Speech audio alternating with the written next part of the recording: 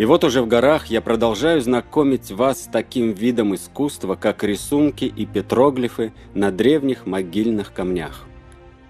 И вот мы нашли, как всегда, произведение искусства, один памятник из множества.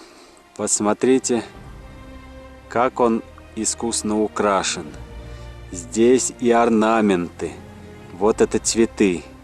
Цветочный орнамент с одной стороны, с другой стороны. Редкий, интересный. Здесь и оружие представлено во всем своем многообразии. И пистолеты, и кинжалы.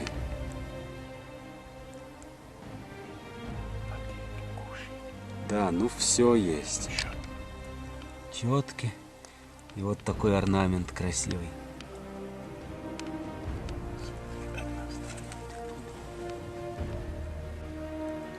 Цветы вообще интересные. Такие цветы я встречал на медных кувшинах.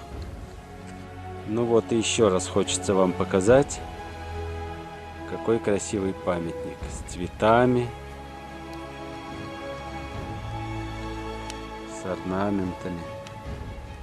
И вот здесь вот мы с Адашем нашли интересный тоже мусульманский памятник.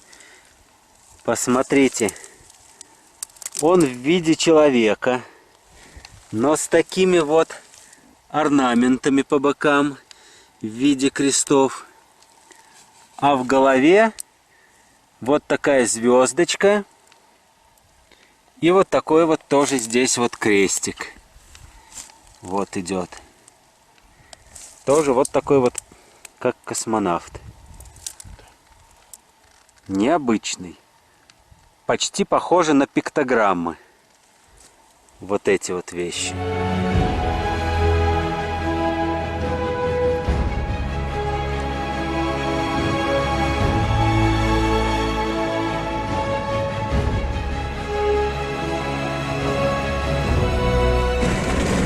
Вот впереди уже показался хутор Кулой.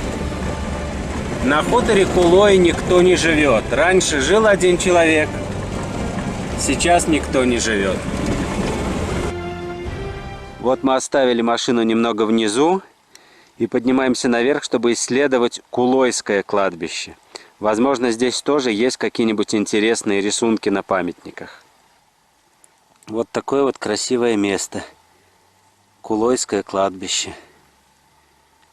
Хоронить людей в некрасивых местах было бы неправильно. Все-таки красивое место, оно в любом случае находится поближе к Богу. Посмотрите, какой вид открывается. И здесь так тихо и спокойно. Просто идеальное место для молитвы. И вот здесь вот мы с Адашем нашли, посмотрите, какой памятник. Звезда Давида и две руки по бокам. Одна рука и вторая рука. Необычный памятник, я таких не видел еще. Я тоже не видел. С двумя руками. Да.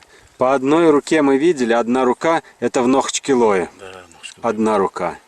Здесь с двумя руками. А здесь две руки. Вот человек оставил свой след, свою руку. Кто знает, может быть, эти люди лучше знали о древней истории Кавказа, о великанах, амазонках, скифах, сарматах, аланах и оставили нам зашифрованное послание о них и о себе. И здесь можно жить. А на обратной стороне, уважаемый товарищ телезритель, посмотрите, целый пещерный город с арками, с забором, на такой высоте от дороги. Вот одна комната. Вот вторая комната, причем глубокая. А здесь, посмотрите, даже заборчик сохранился. Вот он, чтоб люди не упали. Ничего себе, это с древних времен.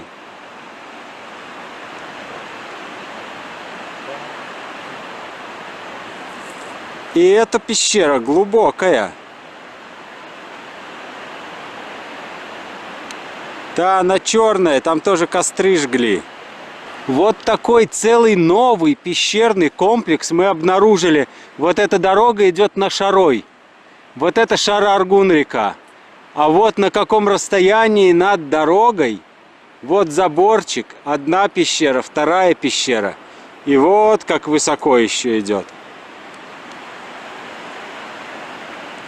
Кому-то понадобилось жить на этой неприступной скале.